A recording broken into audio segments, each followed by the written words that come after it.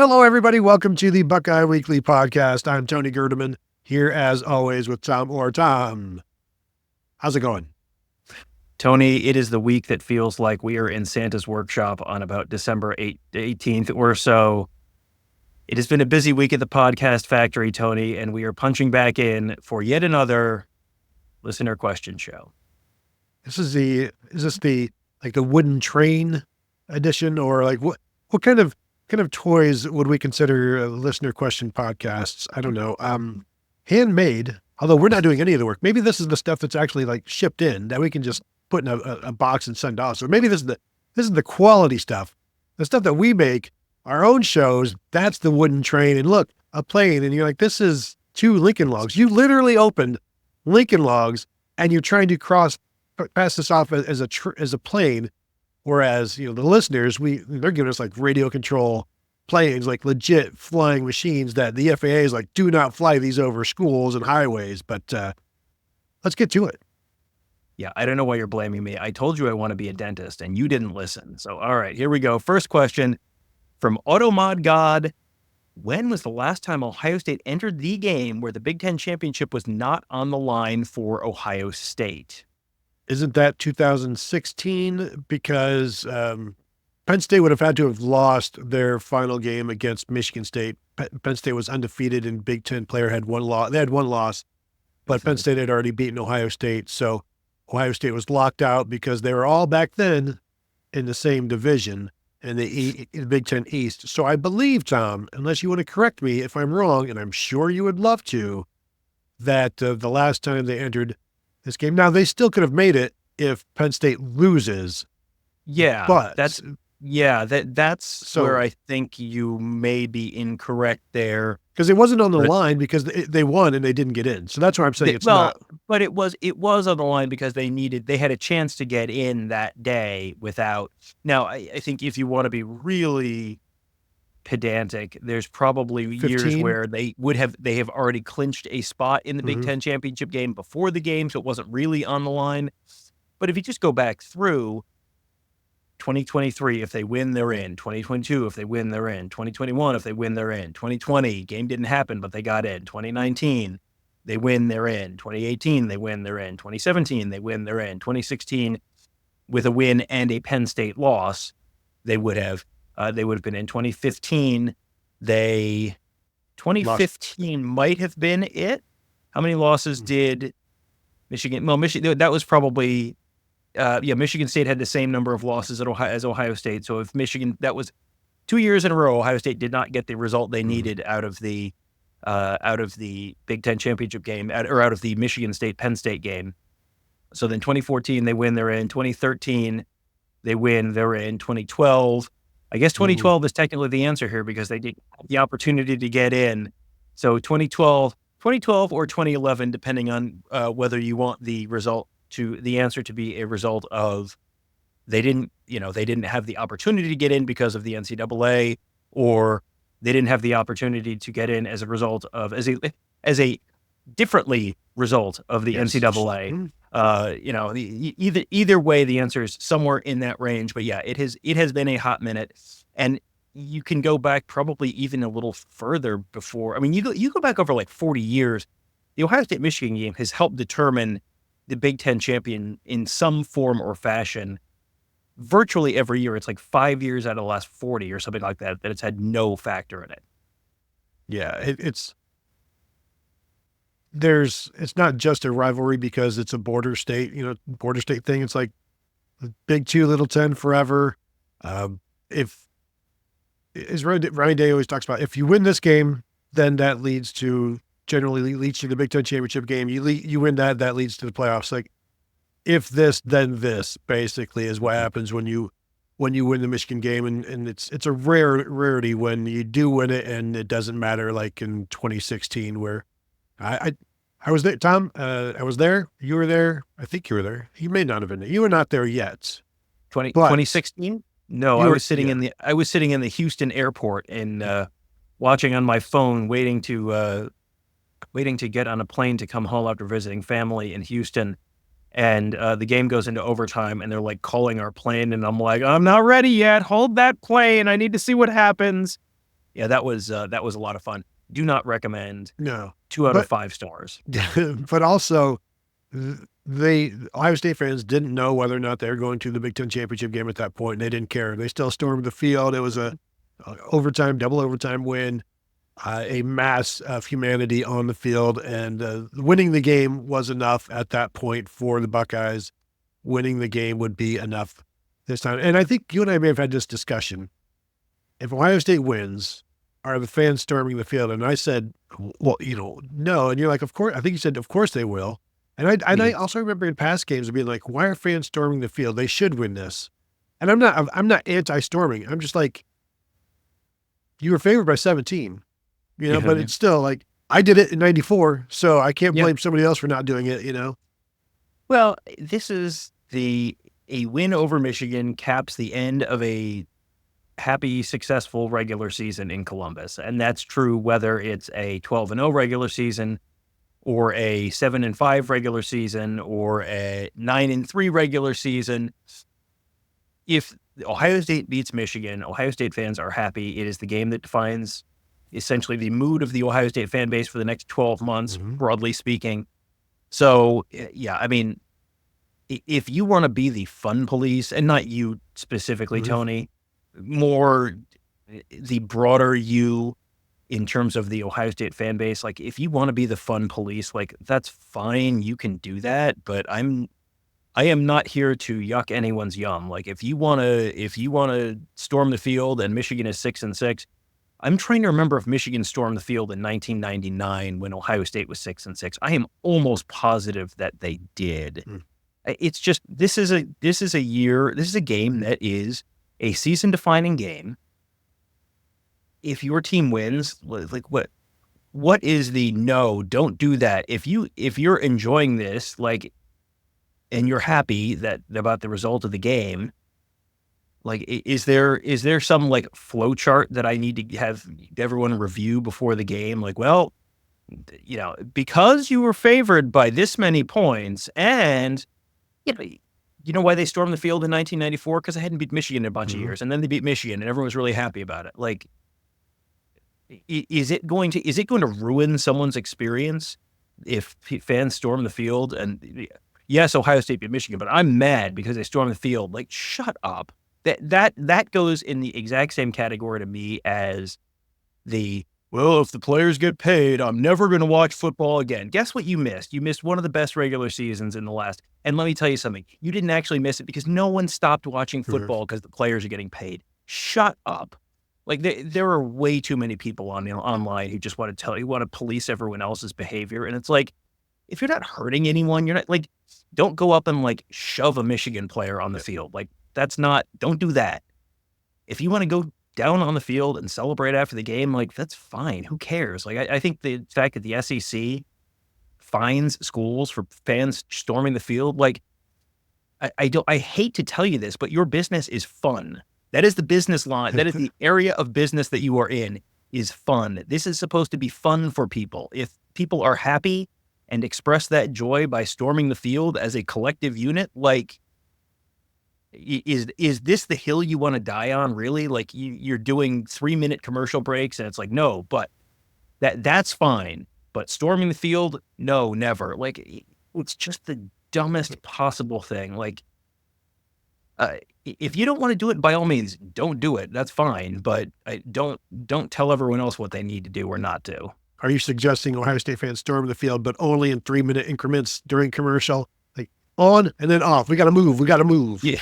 The guy has the thing out there. And if the clock hits 0 on the pole that they have out on the field, and you're not out on the field, then sorry, you've missed your opportunity. I don't know what to tell you. I'm very sorry. All right. Next up. At Baseball 21 Sam, will OSU be able to run the ball against the Michigan front? Is Travion the better option than Quinshon right now?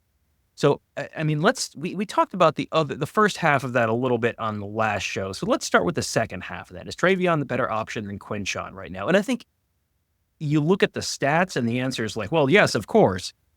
But I think they also are putting Travion Henderson in situations where he's probably running outside more than Quinshon Judkins is. So you have more opportunities to potentially hit a big one. And he's Quinshon Judkins tends to run between the tackles a little bit more than TreVeyon Henderson. So there's a certain amount of like, why doesn't Navy always run the B back, the slot back? Like, why don't they just run the thing where they pitch it to the guy outside because he's averaging 11 yards a carry? It's like, yeah, he's averaging 11 yards a carry because he goes outside because you're running the A back, the fullback up the middle in the A gap 15 times to set up the fact that you're going outside. Like those are two different jobs. They seem very closely related, but they're kind of two different jobs. And, TreVeyon has, I think, been able to... Quinshon has done a good job of making the first guy miss, but a lot of times Quinshon is making that first guy miss in the backfield, and then he's turning a 2-yard loss into a 2-yard gain or a 3-yard gain into a 6-yard gain. And TreVeyon is sometimes turning a 5-yard gain into a 12-yard gain, and sometimes he's got a play that's blocked for 12 yards and he's turning it into 30. But I don't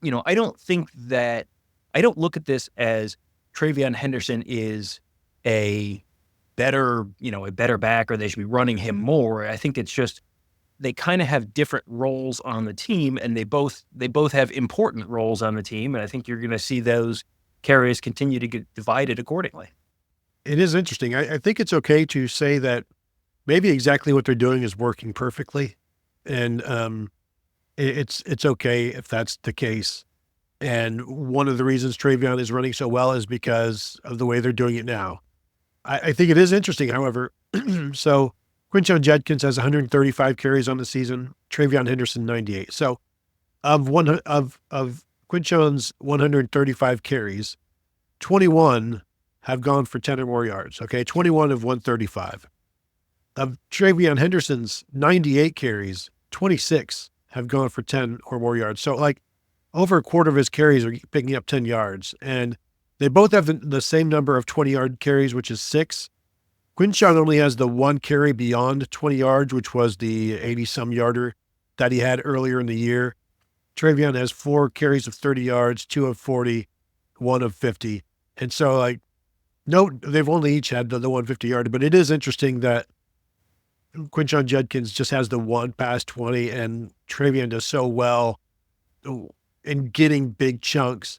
But again, like I said, I think you can just say let's credit the way they're using them as to the effectiveness. Now, will they use Henderson more? They're going to use whoever is working. That's who they're going to be using more in this one, and that may be Henderson.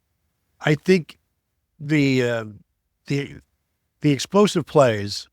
Ryan Day wants to win the rushing battle, wants to win the explosive plays, wants to win the turnover battle. You win those 3 things, you win the game. They lost all 3 against Oregon, and they lost by 1 point. With Henderson, he gives you that explosive play, but also I think with Quinshon, don't ever sleep on anything that he's going to do. Basically, like he's a threat to go at any point as well. They're both running incredibly hard right now, so. Yeah, it would be great if they went 47 yards, but if they're getting you 7 yards on 1st and 10, boy, is that a win. That is a win all day in this game. So I think I'd say don't change anything you're doing, but it's not like they're running the ball to beat they could be doing better on the ground. And so they'll have to figure out what they do best for this game, and that may be TreVeyon. Now Quinshon's started like the last 3 games or so after TreVeyon started all season long. So I am a little interested to see what goes on there. You kind of, don't you have to start the senior? Yeah, they probably start the senior. You probably start TreVeyon just because he's been a career-long Ohio State Buckeye and all that. And you probably do that. But I don't expect the mix of carries to change, because I think one of the things that has helped TreVeyon Henderson be so effective and so explosive this year is the fact that he's not getting run into the ground. And the fact that he's taken, I mean, I haven't seen the stats in a little while, but, I think Quinshon a couple of weeks ago, at that point in the season, whatever point it was, had like 160 carries at Ole Miss the previous 2 years and had like 80 or 90 at Ohio State at the same point. So he's going to be fresher than he has been. TreVeyon Henderson, have you noticed he stayed healthy pretty much all year? I don't know that he's missed a game, I don't think. And he had a lot of trouble staying on the field beforehand because he was getting run, he was getting 18 carries a game or whatever it was instead of 12 carries a game. That adds up over time. And you still have Michigan, If they win that, you got the Big Ten championship game. Then you have, you could have as many as 3 to 4 more games on top of that. So you're 11 games into the season. You could have 6 more games to go. There are still a lot of carries that they could have to divide up between those two guys, which means you keep dividing them up between those two guys because you don't want to have, if you run Travion Henderson 18 times, 20 times against Michigan, and he gets banged up or hurt, more than just a little battered or bruised, that's going to impact you against Oregon. And then you only have potentially Quinshon Judkins against Oregon, and then you lose the ability to rotate, and on and on and on. It feels like this is a little bit of a if it ain't broke, don't fix it situation. And I don't think it's broken right now, so I don't think they're going to make a change there. Next one from Van Gogh _0. What's the Big Ten protocol for reviewing if time should be put back on the clock? Tony, I know this was a question that I was asked in my house at the end of the BYU Arizona State game a week ago, because it felt like, they reviewed it and it was like they put 1 second back on the clock, and it felt like, boy, there was certainly an argument. I don't know if they would have decided to put a second back on the clock or not in Eugene, but it was close enough that you could have made the argument. I know there were still frames and stuff of people saying, look, there's Brandon Innes in the background singling timeout, and there's still 1 second on the clock, and all that. I don't know if they would have actually gotten that, because I don't know if the timeout had been awarded at that point, but it felt a little like that there might have been a review that didn't happen there. If it's a question of, gosh, is there a second left on the clock or not? Shouldn't you check to make sure that it's not there? Arizona State, their fans or the school got fined $25,000 for storming the field as they managed to move everybody off the field and do replay. The Notre Dame game last year, there were no fans on the field storming the field because it was Notre Dame that was looking for that 1 second left after the game was over, and they reviewed that. I don't know that was necessarily a Big Ten crew. Maybe it was, but in terms of what is the Big Ten protocol, Tom, have you ever seen the movie The Warriors? I have, yes. Okay. Well, there's a scene in there where the Warriors come up against this gang called the Orphans, and the Orphans were not aware of the whole meetup with Cyrus and all of that. And so the leader of the Orphans talks about how, we were in the papers, we do all of this stuff. And another guy from the Warriors goes, yeah, our youth worker talks about you guys all the time. And he's like, we ain't got one. And so it's like that's the Big Ten protocol. It's the Orphans and their youth worker. They ain't got one. They have no protocol for putting a second back on the clock, as long as there's people on the field. And what I would say to Ohio State fans, if you happen to storm the field in this one, because Ohio State wins in the last second, and people are trying to move you off the field, I would be like, didn't you see what happened in Oregon? We don't do that in the Big Ten. Is this the Big 12? Does this look like the Big 12 to you? I don't see any Big 12. This is not the Big 12 that I know of. No, we're not moving. And then you just sit there and you look up at the screen and you sing Sweet Caroline like you did in 2016, and you don't go anywhere, because if Oregon's fans didn't have to move, why should you? This does not constitute legal advice from the Buckeye Huddle or its parent company or me. I don't know about Tony. Apparently it consists legal advice from Tony, but he doesn't have a law degree. He is not a law talking guy. So yeah, I don't know if I'd consider that legal advice. I do like the idea, though, that Ohio State could do I learned it from watching you dad thing, both about Oregon storming the field and also about Texas fans throwing garbage on the field in the same season. That would be quite a year. I learned it by watching you dad. It works. Go ahead. It works. It does work. Yes. Next one from Purgatory Buck. I'm still scarred from growing up as a Cooper kid, and I think we win, but what seed do we fall to should the unthinkable happen?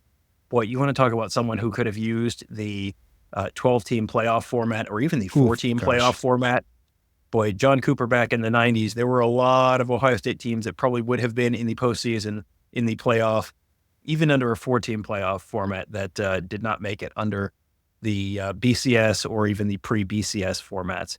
So, if they lose, I think you're looking at, in terms of a seed, you're not going to be in the Big Ten championship game. So does Penn State win or does Oregon win the Big Ten championship game? Let's say Oregon wins. So then Ohio State stays ahead of Penn State. Ohio State probably falls to 4, 5, something like that. You're not going to fall that far in the rankings just because you've got a couple of top 5 wins, and so many teams have a bad loss this year. So many teams. So I think you're falling behind Oregon, obviously. You're still behind Oregon. You're falling behind Texas. You're probably falling behind one other SEC team. I mean, we're at the time we're recording this, you have not seen the updated college football playoff rankings, which hurts a lot. But it feels like you're dropping to maybe 5 or so, which means you're probably looking at, like, you got the ACC champ, you got the 2 other conference champs who are going to jump you. So you're probably looking at like a 7 seed-ish, plus or minus 1, something like that. I don't think there's a way they fall out of a home game unless they lose this game by 3 touchdowns. You don't think they move past or move below Georgia or Tennessee? Well, Tennessee's best win, they did beat Alabama. They've got iffy losses. Georgia, they're already in, when we're doing this, Georgia is currently the number 6 team in the AP. They're not going to fall below Indiana. Indiana's 10 in the AP, so they'll be somewhere around there in the CFP. I would be shocked if they're on the road if they were to lose this one, just because of the way things have gone. But the 2 wins, I should give the committee more credit because they are rewarding good wins, and Ohio State would have a couple of top 5 wins if they still consider those top 5 wins. There are top 10 wins right now, basically. So maybe they don't fall. Maybe they fall in between Georgia and Tennessee. I don't know. The committee has generally been pretty consistent about not having teams behind other teams that they have a head-to-head loss, not a head-to-head win over. So unless Penn State wins the Big Ten, I think Ohio State stays ahead of Penn State. I don't think you're getting to have that many SEC teams jumping them. If Penn State wins the Big Ten, then I could see them potentially sliding to a road game. I think the resume is pretty good right now. They've been consistently number 2 all season. What happens with Texas? Did Texas lose to Texas A&M this weekend? I mean, that could impact things. There's a lot of variables there. I think it would take a lot for Ohio State. If it's a 3-point loss or something like that, it would take a lot of other stuff to go break against them for them to lose the home field for that first round. Man, how bad do you think Texas A&M wants to beat Texas? I'm sure we'll talk about it more, but oh boy. That was, yeah. And the funny thing is, Texas A&M just had a bad loss, and they could be right back in the SEC championship game and get the number 2 seed in the college football playoff if they win their next 2 games. This is such a fun and such a crazy regular season. I absolutely, like, there's a bunch of stuff that's stupid about this format. Like, I want to be super clear on that. There's a bunch of stuff that's real dumb about this format. But man, Boise State's like surprisingly close to getting a first round bye, and you could potentially have the Big 12 champion miss out on the playoff entirely if Tulane wins. I mean, and you have a certain sequence of events in the Big 12 because it's like, who's in the Big 12 championship game? Shrug emoji. And so it is going to be a fascinating home stretch of this season. And it should be a fun, and man, this is a great week too. All right, we gotta keep moving on. All right, let's wrap this up from @SOP95. Can you quantify Connor Stalions' contributions to the game? Tom, let me give you this bit of trivia. So Ohio State, the last 3 games, well, the first 2 that Connor Stalions was heavily involved in, 2021 and 2022, Ohio State lost both of those by double digits. In 2021, they lost 42-27. In 2022, they lost 45-23. Do you know the last time Michigan won back-to-back games against Ohio State by more than one score? Do you have any guess of when it may have happened last? Boy, that's a great question. It didn't happen in 99, didn't happen in 97, didn't happen in 96, didn't happen in 95, didn't happen in 92. Was it 1990 and 1991, Tony? It was 1947 and 1948. So, Oh yeah, 1990 was the game where they ran the option on 4th and 1. I was thinking of 89 and 91. Yeah, you're right. Wow, that's it's been a minute. And again, as we pointed out, I think in the last listener question show, if you just go down and look at all of these numbers and of the Counter Stallions time, it's easy to pick out. And this would be another example of that, where you're losing by multiple scores in back-to-back games for the first time in 75 years or whatever. Like there's so many signs pointing to it that's just one thing that I wanted to go. And I was surprised, I grew up, I was part of the 90s and in the 80s, and to see it go all the way back to 47 and 48 for something like that. But Tom, quantifying Stallions contributions to the game, I mean, you've got pictures of him right there on the sidelines contributing his butt off in games there. So and 2 wins.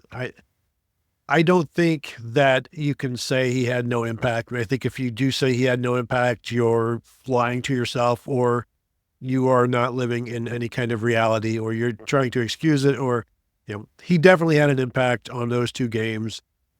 Now, would Ohio State have won both of those if he was not there? I'm not saying that. I think they would have certainly won in one of those, 2022 perhaps, but to say he had no impact is wrong. To say he had minimal impact, I also think is wrong, frankly. Yeah, I don't think you can say minimal impact. I'm perfectly willing to entertain the 2021 game as Michigan just outplayed Ohio State. That was not a good Ohio State defense, and Michigan ran the ball really well over them. And so, that one, I think you can say didn't materially change the impact of that or the outcome of that game. 2022. That 2022 is the one that I have a lot of trouble squaring, where, the 2023 Michigan team was better than the 2022 Michigan team. The 2022 Ohio State team was better than the 2023 Ohio State team. The 2022 games in Columbus, and Michigan wins by 3 scores, and the 2023 games in Ann Arbor, and Michigan wins by the skin of their teeth. Like that I have a lot of trouble squaring. And you look at some of the stuff, and there's everyone's going to say, like the tight end screen to Cade Stover, where they hadn't run this play all season long, this one particular tight end screen, and Michigan has 3 guys on this, on Cade Stover on this tight end screen. And it's just, there's a bunch of stuff that's just kind of like, it feels like that probably had a disproportionate outcome, disproportionate impact on the outcome there. And, if you just want to go beyond that game, Ohio State played Georgia in a 60-minute game that they were winning by quite a bit before Marvin Harrison got hurt in the 4th quarter, and still very nearly won the game. Came down to a field goal right at the gun. Michigan loses to TCU, and then TCU loses, 62-7 to Georgia. I mean, the transitive property thing is not an exact science, but also, the TCU team that beat Michigan was not a good TCU team by any means, but Michigan hadn't scouted TCU. So all of a sudden, when they didn't have Connor Stalions as a crutch to lean on in 2022, boy, they sure looked like a different team, didn't they? And, that's I think where you can kind of pick a little data point.